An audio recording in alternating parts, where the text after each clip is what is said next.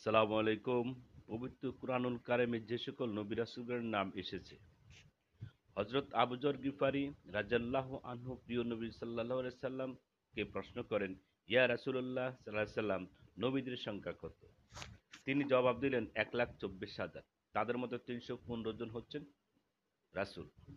তবে কোরআনে কারিমে মাত্র ২৫ জন নবীর নাম উল্লেখ করা হয়েছে। তাদের কারো কারো আলোচনা বিভিন্ন সূরায় একাধিক জায়গায় পেয়েছে, আবার কারো কারো নামে সূরা নামকরণ করা হয়েছে। এর সংখ্যা মাত্র ৫টি। কুরআনে কারিমে যেহেতু হেদায়েতের বাণী ও উপদেশ গ্রন্থ, তাই অতীতকালের জাতি ও সম্প্রদায়ের ঘটনাবলী, তাদের ভালো মন্দ, আমল ও তার পরিণতি বর্ণনার ক্ষেত্রে ঐতিহাসিক ধারা বর্ণনার পদ্ধতি অবলম্বন করা হয়নি, বরং সত্য প্রচারের লক্ষ্যে দাওয়াত প্রদানের মুখ্যতম পন্থাই গ্রহণ করা হয়েছে। যাতে প্রাচীনকালের সম্প্রদায় ও তাদের প্রতি প্রেরিত পয়গম্বরের আলোচনা বারবার শ্রবণ করার ফলে শ্রোতাদের অন্তরে দৃঢ়ভাবে গেঁথে যেতে পারে এবং তা শিক্ষা গ্রহণের ক্ষেত্রে বেশ উপযোগীও বটে। কোরআনে কারিমে বর্ণিত ২৫ জন নবীর নাম: হজরত আদম আলাইহিসসালাম, মোট ৯টি সূরায় ২৫ জায়গায় তার নাম উল্লেখ করা হয়েছে। তিনি সর্বপ্রথম মানুষ ও নবী ছিলেন। হজরত ইদ্রিস আলাইহিসসালাম, কোরআনে ২টি সূরায় দুবার উল্লেখ করা হয়েছে তার নাম। তিনি সর্বপ্রথম কলম দ্বারা লিখেছেন। আল্লাহ তাআলা তাকে সিদ্দিক হিসাবে কোরআনে আখ্যা দিয়েছেন এবং তিনি সর্বপ্রথম কাপড় সেলাই করে পরিধান করা শুরু করেন। হজরত নূহ আলাইহিসসালাম, ২৮টি সূরায় ৪৩ বার উল্লেখ করা হয়েছে এই নবীর নাম। তিনি নিজ জাতিকে ৯৫০ বছর দাওয়াত দিয়েছেন। তার ছেলে কেনানকে কুফরীর কারণে আল্লাহ তাআলা মহাপ্লাবনে ডুবিয়ে মেরেছিলেন। হজরত হুদ আলাইহিসসালামের নাম ৩টি সূরায় ৭ বার উল্লেখিত হয়েছে। তাকে আদ জাতির নিকট প্রেরণ করা হয়েছিল। নূহ আলাইহিসসালামের সম্প্রদায়কে প্লাবন দ্বারা ধ্বংস করার পর সর্বপ্রথম তার সম্প্রদায়ের লোকেরা মূর্তি পূজায় লিপ্ত হয় এবং আল্লাহ তাদেরকে প্রচণ্ড ঝড় দ্বারা ধ্বংস করে দেন। ৫, হজরত সালেহ আলাইহিসসালামের নাম ৪টি সূরায় ৯ স্থানে উল্লেখ আছে। তাকে ছামূদ জাতির নিকট প্রেরণ করা হয়েছে। সালেহ আলাইহিসসালামের মুজিজা ছিল উটনী। ৬, হজরত ইব্রাহিম আলাইহিসসালামের নাম ২৫ সূরায় ৬৯ বার উল্লেখ হয়েছে। তিনি ইরাকে জন্মগ্রহণ করেন এবং ফিলিস্তিনে বসতি স্থাপন করেন। পরে আল্লাহ তাআলার হুকুমে স্ত্রী ও শিশু সন্তান ইসমাইলকে জনমানবহীন মক্কায় রেখে আসেন।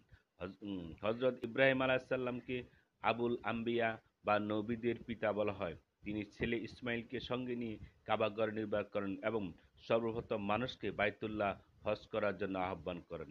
৭, হজরত লূত আলাইহিসসালাম, ১৪টি সূরায় ২৭ বার উল্লেখ করা হয়েছে তার নাম। তার স্ত্রী কাফের ছিল।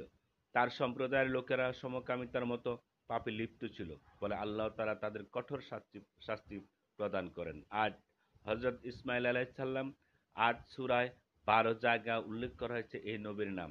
জন্মের পূর্বেই তাকে বিজ্ঞ বলে সুসংবাদ দেওয়া হয়েছিল। ৯, হজরত ইসহাক আলাইহিসসালাম, কুরআনের ১২টি সূরায় মোট ১৪ বার আলোচিত হয়েছে তার নাম।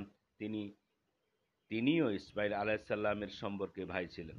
১০, হজরত ইয়াকুব আলাইহিসসালাম, ১০টি সূরায় ১৬ বার আলোচিত হয়েছে তার নাম। তার আরেক নাম হলো ইসরাঈল। তার নাম অনুসারে বনী ইসরাঈল সম্প্রদায়ের নামকরণ করা হয়েছে। ১১, হজরত ইউসুফ আলাইহিসসালাম, ৩টি সূরায় ২৭ বার উল্লেখ করা হয়েছে তার নাম। এছাড়া সূরা ইউসুফ নামে হজরত ইউসুফ আলাইহিসসালামের ঘটনা সম্বলিত একটি সূরা রয়েছে কোরআনে। তিনি নিজে নবী ছিলেন এবং তার পিতা ইয়াকুব আলাইহিসসালাম, তার দাদা ইসহাক আলাইহিসসালাম ও পরদাদা ইব্রাহিম আলাইহিসসালাম নবী ছিলেন। ১২, হজরত শুআয়ব আলাইহিসসালাম, ৪ সূরায় ১১ বার উল্লেখ করা হয়েছে তার নাম। তার সম্প্রদায়ের লোকেরা মাপে বা ওজনে কম দেওয়ার প্রেক্ষিতে আযাবপ্রাপ্ত হয়েছিল। ১৩, হজরত আইয়ুব আলাইহিসসালাম, ৪টি সূরায় ৪ জায়গায় আলোচিত হয়েছে তার নাম। আল্লাহ তাআলা তাকে দীর্ঘকাল কঠিন অসুখ দিয়ে পরীক্ষা করেছিলেন, কিন্তু তিনি ধৈর্য ধারণ করে এই পরীক্ষায় উত্তীর্ণ হয়েছিলেন। ১৪, হজরত জুলকিফল জুলকিফল আলাইহিসসালাম, ২টি সূরায় দুবার আলোচিত হয়েছে তার নাম। হজরত ১৫, হজরত মূসা আলাইহিসসালাম, পবিত্র কোরআনের সবচেয়ে বেশি তার নাম উল্লেখ করা হয়েছে। ৩৪টি সূরায় ১৩৭ বার আলোচিত হয়েছেন তিনি। বনী ইসরায়েলের প্রথম নবী ছিলেন তিনি। জন্মের পর মুসা আলাহিসাল্লাম তার মা বক্সেবরে নদীতে ভাসিয়ে দেন আল্লাহর কুদরত হিসেবে। পরে তিনি জালেম বাদশাহ ফেরাউনের বাড়িতে লালিত পালিত হন। নবী মূসাকে আল্লাহ তাআলা অনেকগুলো মুজিজা দিয়েছিলেন। তার মধ্যে একটি হলো মূসা আলাইহিস সালামের হাতে লাঠি মাটিতে রেখে দিলে তা বিশাল বড় সাপে পরিণত হতো। পরে সেটা হাতে নিলে আবার লাঠি হয়ে যেত। ১৬ হযরত হারুন আলাইহিস সালাম ১৩টি সূরায় ২০ বার আলোচিত হয়েছেন তিনি। তিনি নবী মূসা আলাইহিস সালামের ভাই ছিলেন।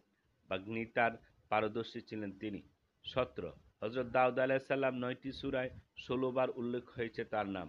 তিনি নিজে রোজগার করে সংসার চালাতেন। তাকে জাবুর কিতাব প্রদান করা হয়েছিল। তিনি একদিন রোজা রাখতেন, আরেক দিন রাখতেন না। ১৮ হযরত সুলাইমান আলাইহিস সালাম ৬০টি সূরায় ১৭ বার উল্লেখ হয়েছে তার নাম। তিনি সারা পৃথিবীর বাদশা ছিলেন। পশু পাখিদের বাসা বোঝাসহ মুজিজা স্বরূপ বাতাস নিয়ন্ত্রণ করার ক্ষমতা পেয়েছিলেন তিনি। ১৯ হযরত ইলিয়াস আলাইহিস সালাম ২টি সূরায় ৩ বার উল্লেখ করা হয়েছে তার নাম। ২০ হযরত ইয়াসা আলাইহিস সালাম কুরআনে কারিমে ২টি সূরায় ২ বার আলোচনা করা হয়েছে তার প্রসঙ্গ। ২১ হযরত ইউনূস আলাইহিস সালাম ২টি সূরায় ২ বার উল্লেখ হয়েছে তার নাম। তাকে মাছে গিলে ফেলেছিল। পরে তিনি দোয়া করার পর আল্লাহ তাআলা তাকে মুক্তি দিয়েছেন। তিনি নিনুয়া এলাকায় লোকদের নিকট প্রেরিত হয়েছিলেন। পূর্ববর্তী সমস্ত নবীর অধিকাংশ উম্মত তাদের সঙ্গে কুফরি করলেও ইউনূস আলাইহিস সালামের সম্প্রদায় সবাই তার প্রতি ঈমান এনেছিল। ২২ হযরত জাকারিয়া আলাইহিস সালাম ৪টি সূরায় ৭ বার উল্লেখ হয়েছে পেশায় কাঠুরে এই নবীর নাম। ২৩ হযরত ইয়াহইয়া আলাইহিস সালাম ৪টি সূরায় ৫ বার উল্লেখ হয়েছে তার নাম। তাকে কিশোর অবস্থায় আল্লাহর জ্ঞানী করেছিলেন এবং তাকে তাওরাতের শিক্ষা দিয়েছিলেন। ২৪ হযরত ঈসা আলাইহিস সালাম ১১টি সূরায় ২৫ বার উল্লেখ হয়েছে তার প্রসঙ্গ। তিনি বনী ইসরাইল সম্প্রদায়ের সর্বশেষ নবী। তার আরেক নাম মাসীহ। ২৫ হযরত মুহাম্মদ সাল্লাল্লাহু আলাইহি সাল্লাম ৪টি সূরায় মাত্র ৪ জায়গায় তার নাম উল্লেখ করা হয়েছে। অন্যান্য স্থানে তার গুণবাচক নাম উল্লেখ করা হয়েছে অথবা অথবা আইয়ুহান নবী কিংবা আইয়ুহার রাসূল বলে সম্বোধন করা হয়েছে। এটা বিশ্বনবীর সম্মান ও মর্যাদার পরিচয় বহন করে। ধন্যবাদ সবাইকে। আসসালামু আলাইকুম রাহমাতুল্লাহ।